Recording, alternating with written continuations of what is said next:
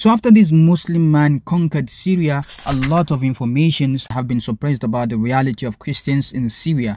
These informations were suppressed by some known individuals or influencers and media houses, which we will be mentioning after these clips you're about to watch. So brace yourselves for what you're about to see.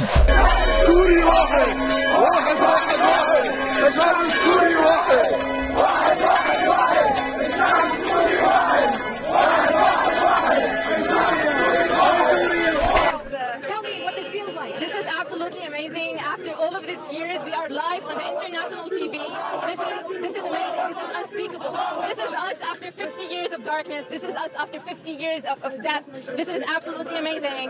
You know, some people are concerned that a lot of the rebels are Islamists. They are from organizations that have extremist ties. Do you worry about For me, after what I have witnessed yesterday and what happened inside Naya prison, this is absolutely fine. Let's have the rebellions. Let's have this Islamic whatever shit over coming out. This is more peaceful than what the regime and the Assad regime was doing to our mother, to our daughters, to our people here in Syria. والله يديمكم الله يحميكم.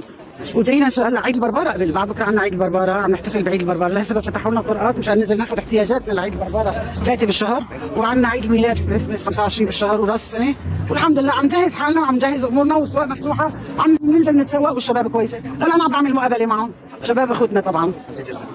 عم حضر الشجره وحطيت المزود وحطيت كل شيء بالبيت، بيتي هون فوق فرن الارز تماما. يا 100 اهلا وسهلا، فيها 100 بس صغيره الشجره، ايه ما بدنا الكبار. والله يديمكم الله يحميكم يا امي، ونحن كلياتنا بنضل سوريين مع بعضنا، يعني ما في فرق، نحن هيك كلياتنا سوريين، انت سوري وانا سوريه، نحن بلاد بلد. نحن لهلا ما صار شيء اي تغييرات، كون من بيحة كان في عنا قداس حضرناه وعم نمارس طقوسنا بشكل طبيعي وبكل اريحيه وبدون اي مشاكل ابدا. لا نحن فكرنا انه في خطر علينا لما دخلوا، انه في خطر، بس ولكن ما في شيء من هذا الشيء ولا واحد من مليون. امور جيده جدا، توزيع خبز، توزيع مواد غذائيه، الناس ما ابدا ما عم تحكي معنا بالشوارع، بمرقوا من جنبنا عادي، شباب كويسه وكذا، امور جيده عم بقول لك. في شيء ونحن مرتاحين يعني بشكل عام. مواد غذائيه موجوده، المي هلا لسه كانت مقطوعه توفرت، كنا نحن كانت تجينا ساعتين كهرباء، هلا عم تجينا. Yes, that's the reality some wouldn't want you to see. How happy the Syrian Christians are that the Muslims have once again saved them from the harsh condition they found themselves under the rule of the sectarian dictator Bashar al-Assad. If you're still here, don't forget to hit the subscribe button, like and share this video, and if you want to go above and beyond to support this channel with a token, link will be in the description. People like Candace Owens would rather see Christians suffer under the rule of the kafir Bashar al-Assad than see them liberated and under the leadership of a just Muslim. Her hate for Muslims knows no bounds. This is why she was quick enough to tweet on X after the Muslims finally took over Syria. God's chosen people, the Jews who followed Christ and became Christians, are about to be mass slaughtered in Syria. Pray for them. What? They don't need your prayers, Candace. What they need is for you to rejoice with them. God has used the Muslims to free them from the grip of Bashar al-Assad. People like Candace know a lot of gullible and lazy ignoramuses following her depend on her to spoon-feed them information. So she took advantage of what is happening in Syria, despite zero evidence, to try to make people hate Muslims who in reality are the saviors. The truth is, a lot of people fell for that. This one said, "Those are some of the last Aramaic-speaking Christians alive. Aramaic is the language Jesus spoke. They are trying to kill off everything that connects us to Jesus Christ, but they don't understand that Christ is within us. By killing us, we go to be with the Father, and these people make the world worse and ensure they burn in hell for eternity upon bodily death. If they are not so smart, why don't they see that they've been deceived? After all this time, they are ugly and retarded." You can imagine this. This one said, "You're 100% correct. Jews, Muslims and Christians all lived peacefully under Assad until ISIS was armed through the Benghazi, Libya embassy by Hussein and Hillary. Christians will be the #1 target. Pray indeed." Pray for what?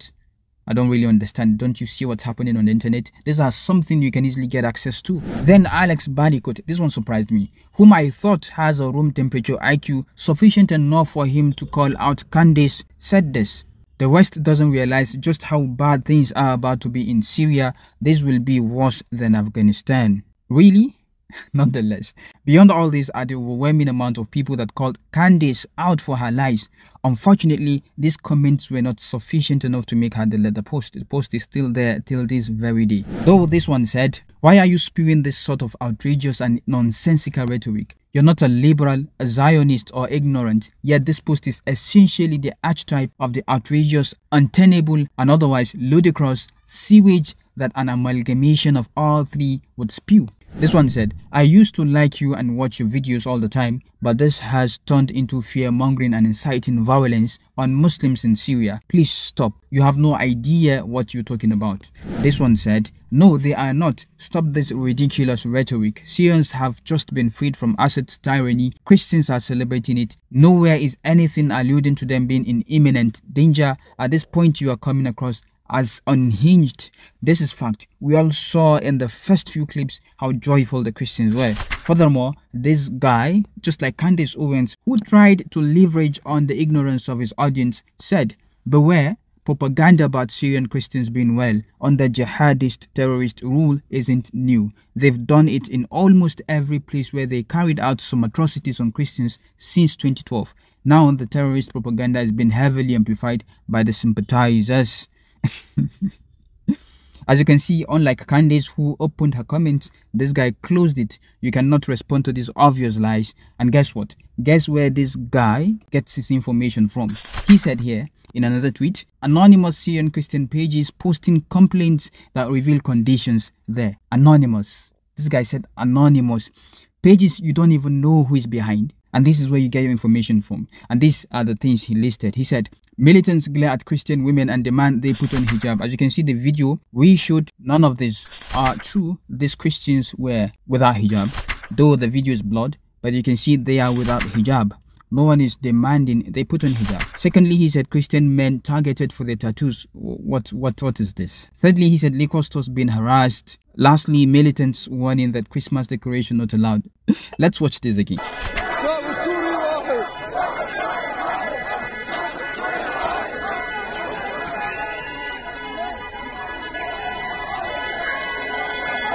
Again, this is not Europe, that's Syria, with Christians already in Christmas mood. They know this will be one of their best, if not the best Christmas in decades.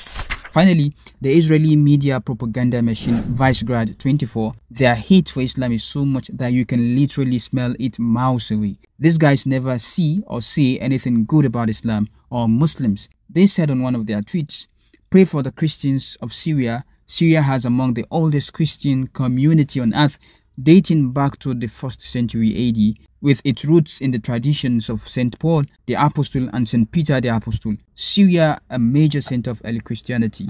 So on a closing note, it gives me joy, really it gives me joy to see how these people have been put to shame by the liberators of Syria, and how Syrian Christians have come out and praised the Muslims for putting their lives in the front line just to see this day come true. So if you're one of the ignorant and uninformed, I hope you have been informed. I remain your brother Abdul. Catch you in the next one.